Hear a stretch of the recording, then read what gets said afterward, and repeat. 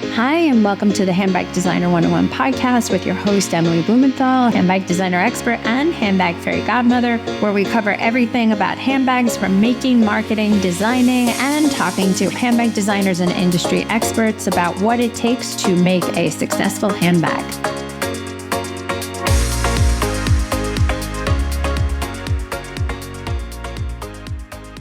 Hi, Camille. Welcome to the Handbag Designer 101 podcast. Hey, thanks so much for having me. I'm really excited to be here. I am more than you, I think. So today we have Camille Tagle, co-founder and creative director of FabScrap. So would you like to tell us a little bit about what FabScrap is and the origin story, and we can dive right in? Yes, absolutely. So for those of you who haven't heard of FabScrap, we're a nonprofit. We're based in New York and Philadelphia. Our whole mission is just to keep fabric and materials out of landfill, and specifically the fabric and materials that are coming from companies. I think when we talk about textile waste, we automatically assume, oh, it's all the clothing and made items that I toss from my closet, right? But there's so much more that happens at a commercial level. And there's a lot of waste that ends up happening throughout the design process and the sampling process. So what FabScrap does is to partner with as many brands as possible who are wanting to dispose of that waste responsibly. And we pick up that textile waste from them and we bring it back to our warehouse. We sort through it, and it either gets downcycled into different types of industrial insulation, or, which we always prefer, if it's in good enough condition to be reused and to have an extended life, we have a thrift store type of setup where people can shop. Anyone from the public can come to shop and access those designer materials at a discounted price. So that's FabScrap kind of in a nutshell. The whole segue of me kind of transitioning to FabScrap and co-founding the nonprofit is I actually was a designer. I designed evening wear. So wow, cocktail dresses, gowns. I was, very different life. Like before I was playing with like sequins and silk, and now I'm at loading docks with pallet jacks, like very different. But I can only imagine the ensemble differences of a day job of that versus like at a loading dock. So different. Are you camera ready at the loading dock? Like, I'm here. It is a wildly different experience, but it's been very exciting in that way. But, even whereas admittedly a very frivolous category of fashion, it's definitely more one-time use. Most people dare wear a gown, twice to a different event. And so I think it was during that time as a designer where I started to witness, all the waste that was happening. That was definitely something they didn't talk about back when I was at school, very unprepared for seeing all that type of waste accumulate after each collection. Did it impact you? Like, were you like, oh my God. Yeah. Like, did it hurt your heart seeing all that? I mean, yeah, that's how I felt so motivated to co-found FabScrap. And I think what really got to me was how much of the fabric was reusable. Like there's so much yardage, and people, I think automatically, oh, they must be really tiny scraps and like difficult pieces to use. But the amount of yardage and like usable pieces that were being thrown to landfill, and then remembering how I was as a student and wanting to benefit from working with as many materials as possible. Right.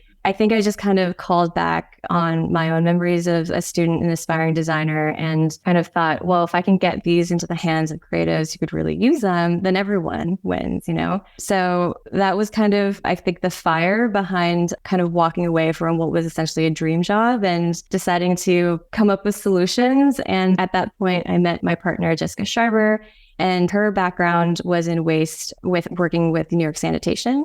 How'd you find her? How do you meet someone who works in sanitation? Like, was that at a cocktail party of recycled cups? Like, what was that? No, it was so random. We just had a mutual friend in common who happened to be up on what I was doing and to be aware of what she was doing. And I was talking to this mutual friend over coffee, and she was like, you guys have the same passion. You just have wildly different backgrounds, and you're approaching it in different ways, but you should talk. And yeah, it was very, very serendipitous. So did you guys meet for coffee after? Like, how was the hookup? Like, hey, how'd that work?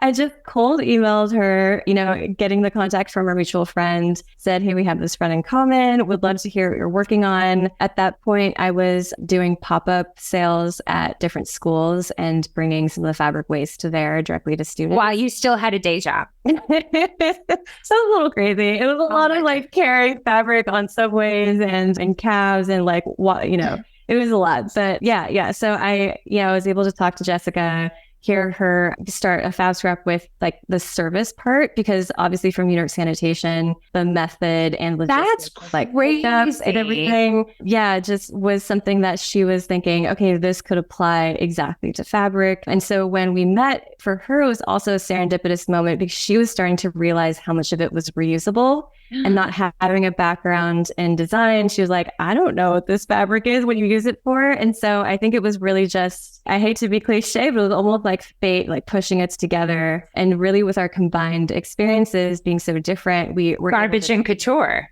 We were able to achieve maximum diversion from landfill. Yeah. Well, so many questions. I hope you have enough time. So wait a second. So having a partner, let alone having a partner with anything, is difficult, right? Like even the person you commit to marrying is difficult, right? Sure. Like that in itself, like the Q&A alone saying, I want to spend the rest of my life with you is enough to, like, after the fact, you're like, wow, I didn't know this until we were together. That in itself, like, okay, you had a meeting of the minds, you had a vision aligned. Were there hiccups? Like just getting together was like, oh my God, I want this too. And oh my God, like that in itself is interesting to me because having absolutely nothing in common except for the same vision, how did that work? And also you're a non-for-profit. Was that the goal? Yes. So we both came into that already having nonprofit in mind, which was again great. But it's so funny that you mentioned that because so many partnerships are very difficult. And I like that you have this similar way of looking at it as like a marriage, because that's definitely the type of partnership it is. And so it's really funny, but it's almost as if we met on a blind date. It was a blind date. 100%. It was like, if you want to look at it this way, we met on a blind date. We knew each other for maybe like a month or so. And then you're like, we're shacking up. Exactly. Oh my God. When I tell this story to other people, and I actually have to hear myself say how the partnership happened. Yeah, we met once and then it was like, yeah, let's do this. And then we were like, let's get an office. And then let's like, I'll go through the garbage with you and I'll pull the fabric left over of my day job. Like, yeah, it'd be fun. Sounds crazy, right? Like it sounds like when you hear people who went on a blind date, didn't know each other and get married, like that is the reaction. And you're like, what did you do? Like, you don't even know this person. We never worked together. We didn't know each other's work styles. Like, yeah, there was a lot of things that we didn't cover before we just went for it. But I think honestly, it was just this really unspoken understanding and connection. And the fact that we had each already started that work on our own, we were able to really bond over, like when I say lugging fabric in the subways and up like 5-floor walk-ups. Yeah, we had this shared experience already. And I think we knew that somebody would only do that and subject themselves to it. Yeah, we really were so passionate and really serious about it. And so I think when we were trading stories, that was kind of the thing that really like cemented our bond, I think, is just knowing that we would do whatever it took, and along with a partnership, any compromises that would be needed to end up making the outcome as best as possible. Well, let me ask you something, just dating back to who you are. So it's so fascinating, right? Like growing up, my grandmother, who was an immigrant, nothing was wasted to the point where it was embarrassing, right? As a kid, like I remember going to a restaurant with my sister and my grandmother, and, you know, she was taking the sugar. She was taking whatever they brought out. It went in her bag. And you were like, oh my God, I hope no one sees. And it's so interesting now in hindsight, even with food, like here are the bones, we're going to do something with it. Like there was always something to be used because the construct of wasting as an immigrant is offensive. Mm-hmm. Right. And I'm absolutely, God forbid someone sees the amount of paper towels I use, I could get convicted. And truly, like I strive to be better along those lines. But did anything like you growing up have this, you know, because to go into fashion and design without being aware of the wastage, obviously that was something that was passionate that put you on that path. Did anything though growing up make you more into the sustainability angle without even being aware? It's interesting that you asked that, because I definitely had many moments as a kid where I would just kind of look around at all the variety of everything, like whether it was a grocery store or like a toy store or whatever, and just actually have these moments of why do we need all of this? Like just really understanding, even at a young age, like there is too much offered out there. Like there's too much Are you a first-born girl? Are you the eldest? No, I'm actually second. Yeah, I have a brother. Yeah. Got it. But it was weird. And even at the time, I realized like, oh, that's a weird thing for a kid to think, and 100%. Then, I go into fashion and, I think from that, it was really having a more comprehensive look at everything. And that's, I think, what made me even stop to ask questions. And I think that's kind of the issue right now, is that people aren't asking questions. And that's right. What I started asking myself was, how did this become waste?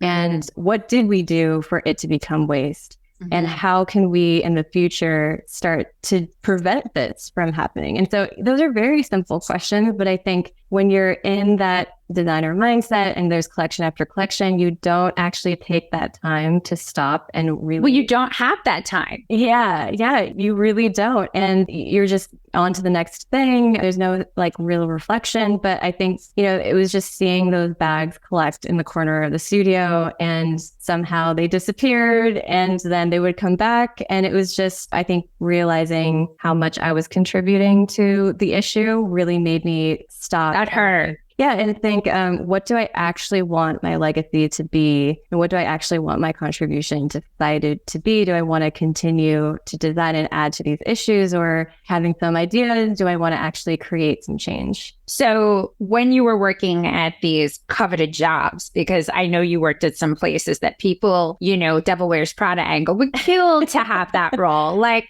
kill to be designing, evening wear, would kill to have their visions translated into seeing people actually wearing them on such a high-end level at such an expensive price point. Those bags of which you're speaking, all of a sudden the bags disappeared and you were the ones taking them. You're like, no. like, like smuggling them out. It started small. And first it was just, yes, doing cold calls to schools, but a lot of schools weren't set up to actually receive the waste and actually redistribute it. So then it became this like coordinated effort with interns. And it was just sending them down 7th Avenue in cabs full of fabric to their individual classes where they would just redistribute it to their classmates. Yep. So it started with that. And I think that's kind of where more ideas for kind of packaging reuse in a way where these materials could be shoppable ended up being pop-ups at schools, which ended up being like a retail location, combined with Jessica, like being able to have a lot of offerings through FabScrap and have FabScrap be like that resource where anyone from the public can go. And now we even have an online store. And so I think it was really just understanding there are people who will work with this and who will continue the life of this product and this amazing fabric. And they're going to do it at thrift store pricing. Like it really is a no-brainer. And I think with sampling, all the rolls that we would be receiving were the perfect yardages and amounts for an entrepreneur who's just starting up, who wants like a smaller line. So it really became very simple. I think it's just that no one wanted to take the time to organize the process and to think through, okay, like how can I kind of make this less overwhelming to look through? How can I make it easier to shop? So couple things. One, any of the companies you worked at, did they continue to implement said program that you unofficially started? While I was a designer, it was really just me, maybe one other coworker in one moment when they were employed there, but it was really just me trying to do this in between collections and model fittings and, and working with pattern makers. And so I think I'm happy now that we have FabScrap in the world. And so essentially there's a way for everyone to kind of do what I was doing, and definitely in a more streamlined, more like efficient way. But I think I was really the only person at the time I was designing who even thought, oh, maybe we should do have our something interns, be able to redistribute this, because really it would just get thrown out. So with those materials though, do you know if the designers who are using your materials, is there a FabScrap stamp that they can have and add to their website that they're part of the circular economy? Because I think, and again, pardon my ignorance to this, but I think, using that as part of their narrative is really powerful. Oh, absolutely. And we do get questions like, is it okay if we have your logo on our site, if we have a blurb? I always say yes. I'm always happy to also just even help provide some like boilerplate language so that it's easy for people to be able to talk to their customers about it. But I think the important part too is that when we receive fabric into our warehouse, it doesn't have the label. And so the most we could do is burn test the fabric to know the exact type of content. And I know if, somebody's designing a product and they're selling it, they have to disclose what the content is. And so I think that's also helpful in explaining both like the logistics of selling the item of like, this piece is probably cellulosic natural, but it was sourced from FabScrap, and FabScrap is this organization that does this. And I choose to source with them because I'm sustainably focused. So I think it helps also explain some of the things that people are looking for in a more traditional sense. But yeah, 100%, anytime someone wants to add in more information to kind of explain where the product was sourced, always happy to do that. Do you think in terms of the materials that you have available, because prior to recording, you and I spoke about this limited edition, bespoke, one of a kind, typically with that, unless you are a seasoned designer, it would truly reflect on the fact that a designer doesn't have the experience, doesn't have enough materials, and therefore their margins are off because they just don't know any better, right? Or they're producing domestically and they need to make money, that they end up selling their products, in our case, bags, significantly higher. But realistically, no customer is going to spend that much money on a bag that's so much higher unless it's a label established brand. How do you work with designers in order to help extend their potential success with that in mind, with these materials? Because it's one thing to have them use it for samples, it's another for them to use it for production. So how do you guys work with designers in terms of that kind of situation? Yeah, that's a really, really great question. And I think it always comes back to that really comprehensive outlook that I mentioned before, which is, for me, I think the biggest thing to focus on, I think when you approach circularity, is that from the very, very first point of any design, thinking through the entire process. Right. And I think to what you were saying, when, designers don't really know what exactly they're doing, it's because they're only going at each step, like as it comes down to them, I think. Yeah. So it becomes this really rushed, chaotic, like, oh, I got to quickly like pivot and do this. Oh, now what? Oh, now what? Yeah. And that's where those crazy prices come in. That's where there's just not enough thought, I think, at the beginning. And that is definitely reflected, and a cornerstone of circularity is to really think through that entire process. And so that definitely stems back to even the material that you choose to use for that design idea that you might have. And so with FabScrap and the education that we do, it's explaining the textile waste and how that happens, but using that as almost a learning lesson of, this is currently what happens, but this is not what has to happen. And really, I think with any designer entering the industry, regardless of what category of fashion they're entering in, there is a responsibility now, because there's so much more information than there was 10, 20 years ago. And even 5 years ago. Even 5 years ago, there's so much more awareness, so much information. And so to not factor circularity into your design process or any sort of sustainable step in some way really isn't, I just think the definition of a designer is changing as we're learning more about sustainability. And I think there's a responsibility there. And so one is definitely knowing your materials, being able to source from somewhere responsible. FabScrap has a lot of dead stock. That would be one example. But even also thinking through, once your customer is done using it, what is the recyclability of that material that you were thinking of using? And if it can't be recycled, then what would be the alternative realistically of what that customer would do once they're done? Would you have a take back program? Would there be a second or third design that you would come up with, knowing that that item could be taken back? Like what Coach has done with, I think it's Coachtopia. Oh, yeah. They have a great that which is new. They're using their own dead stock, which is a great example. I know Low & Sons also did their own patchwork bags with their own dead stock. Scott's Bag is a new brand that I just came across, and they are in the middle of piloting what it looks like to have a take-back program. So I think, when you're entering the industry, at minimum, it's considering the materials you're working with. Where did you buy them? What happens to it at the very, very end of the cycle?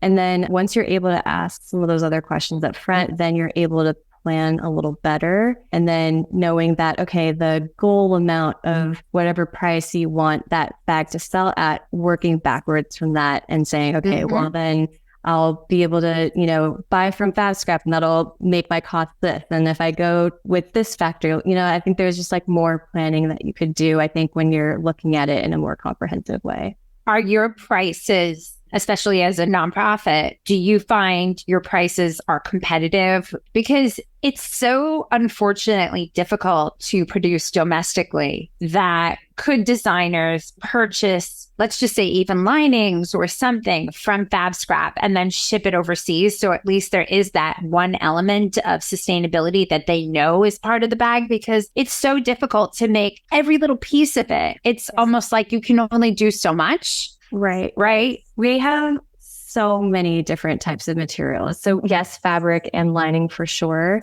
but even leather hides, like we have leather hides, Do people ship it overseas? I'm sure some of them do. Yeah. I think, again, it kind of comes back to knowing the material. So maybe that leather hide, if you have like 3 or 4 different ones, maybe they're not from the exact dye lot, but you know them well enough to know the thickness is at least consistent, or the grains are at least somewhat consistent, or the square footage is at least consistent. And then you're able to use that as quantity and as volume for production. But just so many different materials. We even have the hardware. We have so many different types of trim, webbing, like anything to use for straps. Like there really is not an end to waste and how many things come to FabScrap. Zippers, everything. Yeah, zippers, buckles, webbing, of course, lining fabric, but also self fabric. There's just so much. And I was actually honestly really surprised how much hides we get into, like leather and fur. And so it's just, there is no shortage of waste to go around. And that's why I think we have to really consider more deeply our cause and effect. And hopefully when we do that, then we're able to make better choices about the types of places that we support and where our dollar goes to as well. Do you think, as a designer who's established, just in your opinion, who is producing overseas, do you think it's enough for them to try and at least have 1 or 2 pieces within their assortment that could be quote unquote FabScrap based, at least to try and, I don't want to say check the box because that totally minimizes what all this means, but at least to try and do their best? Do you, in your opinion, think that still counts as an effort? 100%. And this is where, because there's that guilt, of like, the whole thing isn't. Of course. And that ends up being very crippling because people think, oh, well, if I can't do the whole thing, start to finish perfect, then I won't be able to do it. So I might as well not try. Right. But if that were possible, then we wouldn't be in the situation that we are now. Like there is no company that is doing it perfectly. Right. And the thing that needs to happen is that more people just need to do better 2 of the 5 steps, like, and instead of 0 of the 5 steps. And so I think that's where a lot of people, and the education is really important. But I think that's where a lot of people almost, they underestimate what their impact can do and how much of a difference they can make. I mean, FabScrap has like 10 to 12 employees. And over the course of our existence, we've saved 1.5 million pounds of fabric from landfill. And that's 10 to 12 people, And so I think people always assume, oh, I'm just a small designer, or I'm just like in this very early state. But there is no better time, I think, to really be an example setter, to try different things, to try different solutions. And they will have a difference, even if you are a small designer. And I think that's also just setting yourself up for success as well. Is this sustainability is not a trend. It's what we need to have happen. And so if you're one of the people who are figuring that out and really setting your entire business up from like that at the very beginning, you're really going to stand out as someone who is very, very knowledgeable, has done their homework, has figured out processes that work for them. I think that's something that a lot of people will really look to. Keep more question. Now, you said you have hides, you said you have fur. Now, for designers who are trying to keep saying check the box, but for designers who are trying to make sure that they speak to sustainability and circularity, how do you suggest they approach the marketing angle that they are using dead stock recycled materials that are theoretically not sustainable or not green? or not eco? Yeah, we get a lot of questions about that for sure. And I think anything related to talking to external communities about what you're doing and what you're working on, just being honest, like just being really, really honest. Because again, going back to the whole like stigma of needing to be perfect, things change all the time in sustainability. One day bamboo is the godsend and like the savior. The next day bamboo is like, Evil. Taboo. Yeah, to like even touch and think of sourcing. So it's always going to change. You're always going to have people who question you, especially online and on social media. So that's unavoidable. And as someone who's, starting a business and putting yourself out there, and that's just something to accept, is you'll always have feedback. But if you're really honest about it and you're able to say, okay, this is something I'm trying because I care about this type of outcome. And, someone ends up saying, oh, well, that's actually wrong, blah, blah, blah. Like welcoming that and engaging with that comment of, oh, like, tell me more. I'd love to hear that. Maybe that could help improve X, Y, and Z. So I think just always being really honest. I think trying to buffer in also a lot of education on your end. Like if you decided to source this material from FabScrap, doing a post just on that, like, why did you choose that silk grain from FabScrap? Like, why did you go with that hide? And I think telling those stories and explaining through a very personal experience, like why that story matters and what that story achieves. See, I want to just highlight that before we wrap up, that everything is an opportunity for marketing, story, narrative, brands with fans. And like, I'd even go so far as to say press release, because anything to get more SEO for you. But that latest collection or newest collection, or we have committed that X amount of pieces within our collection of these materials are circular, are recycled, are purchased from.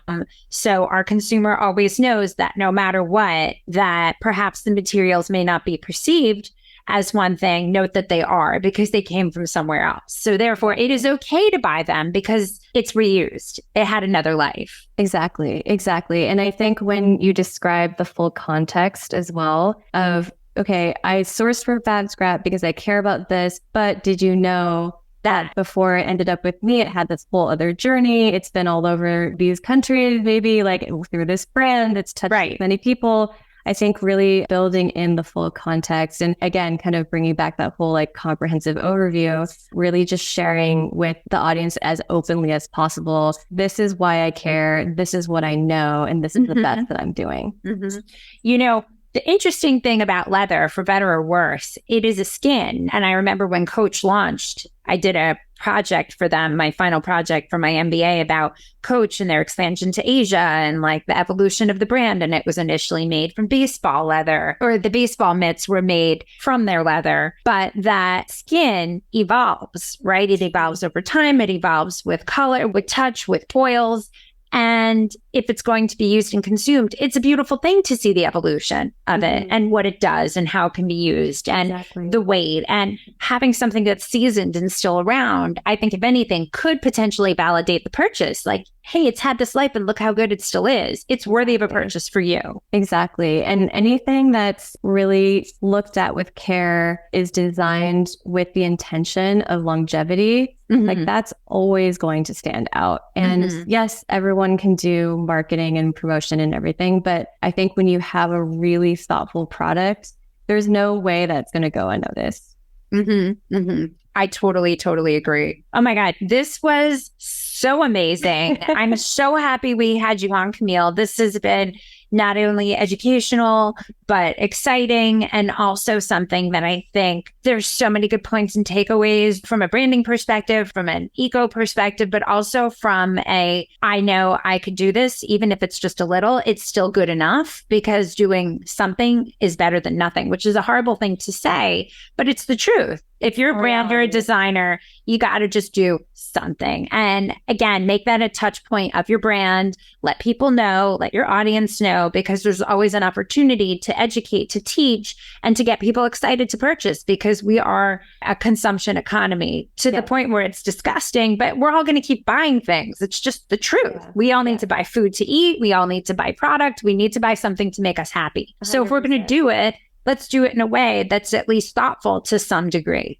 Exactly. And I think when there's a really thoughtful product, when there's a really honest story, I think that, again, there's no way that that's going to go unnoticed. And especially with there being so much competition and so many different places that someone could give their dollar to, if you're coming at it with, I want to do better for the world, I want to support nonprofits or my community, like having that as kind of the cornerstone and the passion behind what you do, customers are going to respond to that. They're going to want to support you as well because they're knowing that you're also having a different effect elsewhere. So that I think is huge for brands to really consider and to really start adopting into their whole business model for sure. Yeah, I agree. Camille, thank you. How can we follow you, learn more, and get more information about FabScrap? Tell us everything. Yes, you guys can always reach us on Instagram, fab_scrap, on Twitter, Facebook. We're all on everything. Definitely visit our website, fabscrap.org.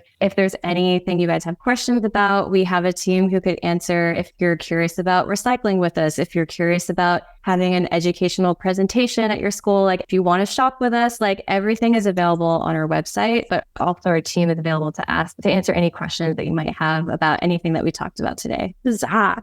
Camille, thank you so much for being part of the Handbag Designer 101 podcast. This was absolute treat, pleasure, and we're so grateful to have had you for this time. Thank you so much. I loved being on here. Thanks for having me.